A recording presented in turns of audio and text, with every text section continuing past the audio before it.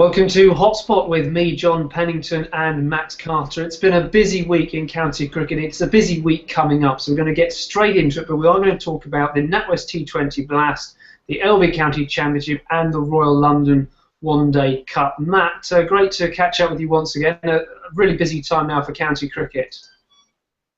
Yeah, afternoon, ready for a hectic week ahead of cricket. We've got action on all three formats, which has been a bit of a rarity this season, but yeah, it's all go. It is. We had a little bit of a lull, I suppose, but now, as you said, it's all go. So let's start off with the county championship. And I think this week we can really say it's down to three sides at the top: Yorkshire, Nottinghamshire and Warwickshire. It's going to be one of those three, we think. Is that a fair assessment of where we are? Most definitely, yeah. I think Warwickshire beat Somerset this week, which was pretty much a do-or-die playoff between those sides. And Warwickshire pretty much pounded Somerset, actually. And they're a side on a real wave of momentum, Warwickshire, at the minute. They came off the back of some good limited overs cricket. Their batting starting to fire. You've got Trott starting to find his best form again. Varun Chopra is a big plus for him. He had a really quiet opening half of the season, which was surprising for a player of such quality. But he got his first championship century against Somerset, which was massive for him. And they're ready to pounce, Warwickshire, but they've still got a lot to do. The top two have got about a 20-point cushion on them. With three to play, Warwickshire are probably going to have to win 2 out of 3. You think wouldn't be enough, so it's probably going to take 3 out of 3 for them to lift the trophy, bearing some adverse weather involving the other two. Yorkshire and Notts both won this week, both pretty comfortable victories.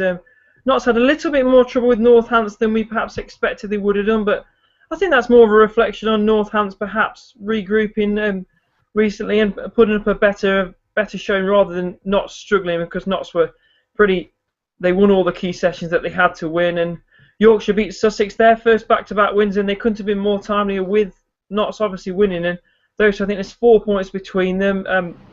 It's going to be difficult to call. You'd say it's between those two, but it's very tough to call. I mean, Yorkshire go to Lancashire next week. It's going to be it's not the kind of game Yorkshire really need going into a crunch time of the season. And then, of course, they play Notts the week after. So it's very much intriguing stuff. And Warwickshire are not out of it as of yet. And they are the form team, but all three of them are looking very well placed. It should be a thrilling finish. Correct me if I'm wrong, Matt. Do Warwickshire not play Nottinghamshire as well in the next few weeks? So that might mix it up. I might be wrong on that. I might have looked at the wrong fixture. While you're sort of verifying that, just talk about the drama we saw at the other end of the table when Lancashire took on Durham. What an extraordinary finish to that game.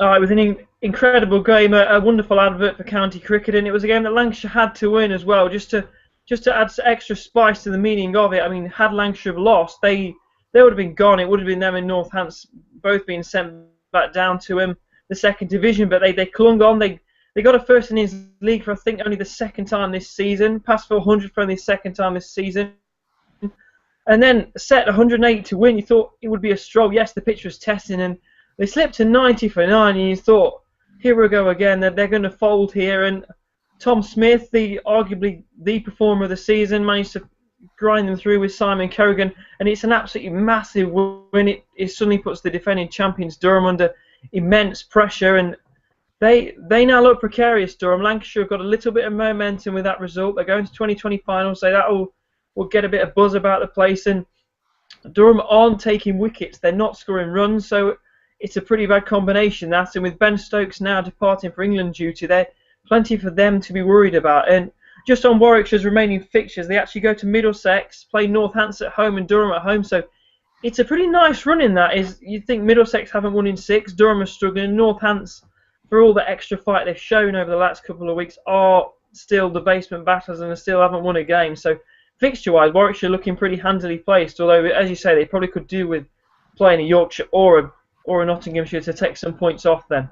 I sit corrected. I don't know what I was looking at there. Maybe it's another game, or the game that's just passed or something. So we'll move on to Division 2. Matt, just bring us up to date with where we are there. Yeah, the break really served Hampshire well in that one. Their form had just gone walkabouts really in the probably the month preceding the break that we had. They were struggling to win games. Suddenly, teams were piling pressure on them from all corners. You had Essex, Kent and Surrey all looking like they were going to really unseat Hampshire, and actually Surrey went into the break in second spot, although they had played a game more. And pivotally this week, Surrey failed to beat Leicestershire, the bottom club. Yes, there was rain around at Leicester, and on the final day when they were looking to bowl at Leicester for victory, they were hampered by rain, but I think they had a good part of 20 overs to take Leicestershire's last 4 wickets, and they couldn't do it. And with 2 games left now, Surrey are looking unlikely to catch Hampshire. You'd say Hampshire's running is pretty calm. They play Leicestershire themselves next week.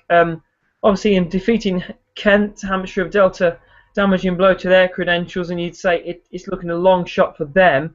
The only side realistically now who you would say are going to catch Hampshire are probably Essex, who have peaked a little bit too late. I think they've won 3 and 4. They beat a Glamorgan side who have lost 4 and 4, and suddenly at the halfway stage, looking set for a pretty decent finish. Now look set to finish second bottom unless they can book that train. But certainly Hampshire look to have reversed the trend, and so that performance against Hampshire was more reminiscent of the form that we saw over the first half, where they were utterly dominant. And just a word as well on Worcestershire, whose unbeaten record has now gone to Gloucestershire, who show plenty of battle without Will Gidman, so showcasing that maybe all is not lost without Gidman for next season. But in terms of that defeat for Worcestershire, it's probably come a little bit too late for them to be unseated, at least in terms of a top 2 finish. I mean, Hampshire might catch them for the title, but otherwise I think Worcestershire still will go up.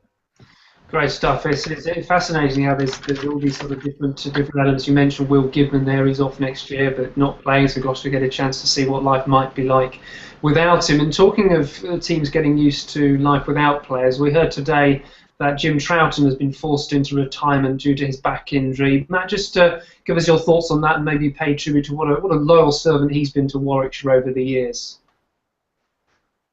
Yeah, he's been a fantastic servant to Warwickshire. I mean, he captained them to the title. I think it was in 2012 or 13, if memory escapes me. But he was a player of immense natural ability, actually, Troughton. He had a few England caps, and he thought he might go on, but it wasn't to be. But I mean, he can look back on his career with pride. I mean, he's been a terrific servant, as you say, with Warwickshire, and been a part of some fantastic domestic achievements with the county. So fair play to him, and good luck in his retirement, really.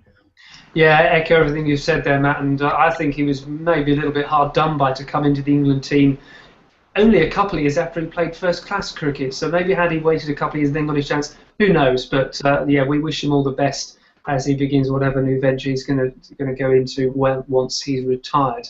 Let's move on then to the T20 Finals day, county cricket's biggest day. Of course, we've got Birmingham Bears taking on Surrey in the first semi-final. Then we've got Lancashire taking on Hampshire. The first thing I want to ask you, Matt, is the England players will be available. That's got to be good for the tournament, hasn't it?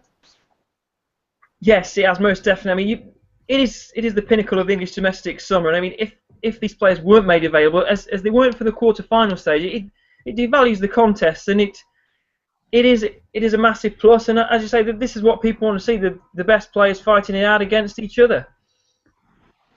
So let's look ahead then. First semi-final, Birmingham against Surrey, 2 traditional powerhouses of English cricket. Birmingham have got home advantage. Surrey were there last year. Just weigh up the really exciting matchups maybe that we might be looking forward to seeing in this one.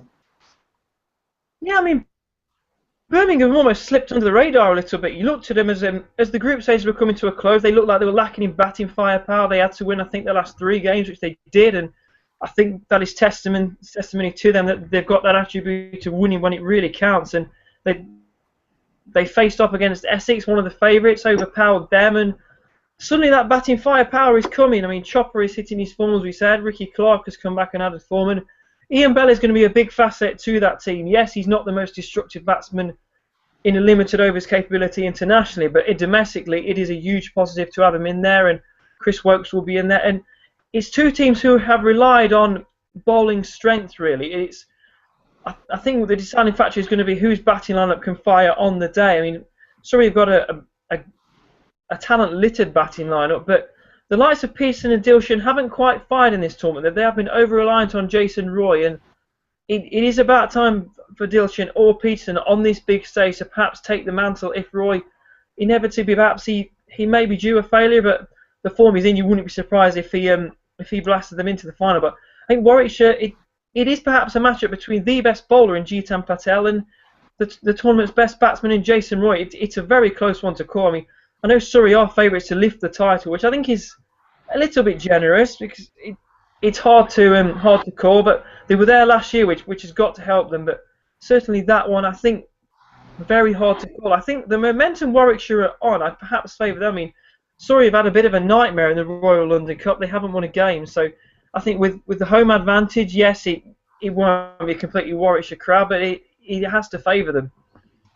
And the second semi-final, we've got Lancashire just off the back of that important win in the county championship at finals day again for the first time in a few years. And Hampshire, who have such enormous pedigree in this competition. What are you most looking forward to out of this one?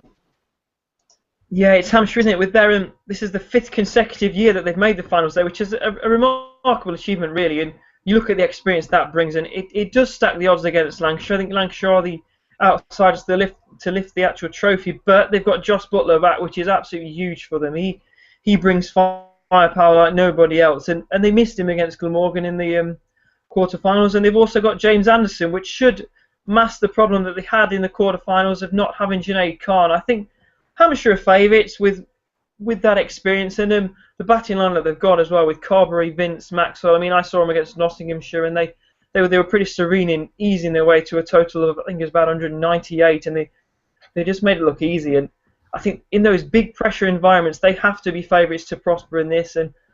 But as we said, Lancashire are a dangerous side. I mean, all 4 of these sides are dangerous. There isn't really a massive underdog, but like we had last year with Northants, who were the massive underdogs. I mean, that shows you how difficult it is to call.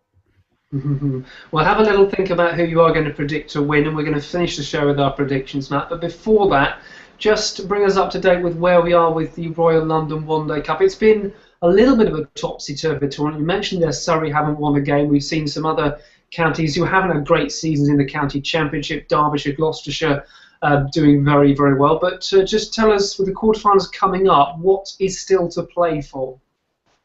Yeah, so the group stages conclude on Wednesday and Thursday. In the first group, we've got Derbyshire, Leicestershire and Northamptonshire vying for the final qualification spot. They're going to be joining Essex, Yorkshire and Gloucestershire. Derbyshire host Gloucestershire. They, unfortunately, it isn't in their hands. If Leicestershire win at Lancashire, who you never know might have one eye on 2020 finals day, then Leicestershire will prosper. And if Derbyshire do miss out and beat Gloucestershire, they'll be pretty frustrated because they would then miss out on a 2-point points deduction from last year, which is a little bit contentious. I mean, losing points from a tournament played out a year before, which is a little bit questionable, but that will be what it will be. In the other division, it's a little bit more open. Only Kent have booked their spot in the quarterfinals, and they've been brilliant, Kent. They haven't lost a game yet, and Sam Billings' individual statistics are quite remarkable. I think he's got a strike rate of 168.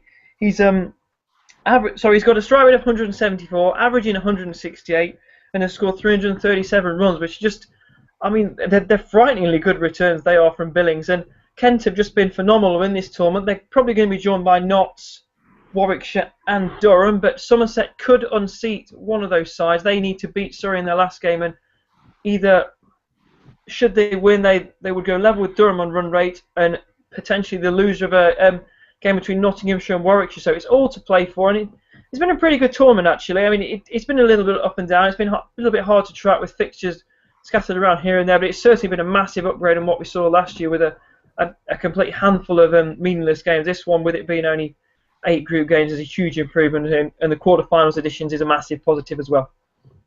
Yeah, spot on, Matt. I know we've spoken about this before, and we're very much in agreement that the ECB deserve a pat on the back for the way that domestic cricket has been revamped and really sort of worked this season. Normally we finish these hot spots by asking you where you know the game that you'd pick out to be this week. We know the answer to that. We obviously all want to be at finals day, so what we are going to do is get you to make a prediction. Which team are you going for to win finals day this year, Matt?